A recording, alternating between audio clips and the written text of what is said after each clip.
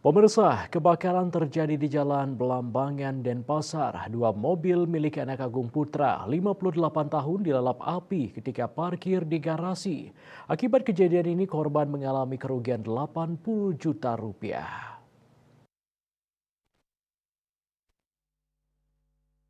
Kasih Polresta Denpasar AKP Ketut Sukadi menjelaskan kejadiannya pukul 18 WITA. Awalnya korban menghidupkan mobil DK1565YI dan tiba-tiba dari bagian mesin mengeluarkan asap.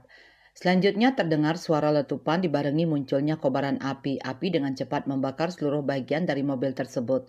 Kobaran api merembet mobil lainnya yaitu DK8119FX.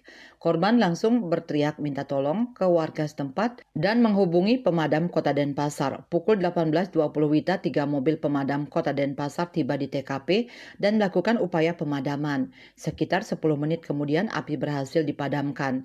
Akibat kejadian itu mobil DK1565YI terbakar seluruhnya dan menyisakan rangka, mesin serta velg. Sedangkan mobil DK8119FX terbakar di area mesin dan bodi depan. Korban tidak mengetahui penyebab pasti kebakaran tersebut. Korban tidak melaporkan dan mempermasalahkan kebakaran tersebut ke pihak kepolisian karena menganggap musibah. Kertanegara Bali Post melaporkan.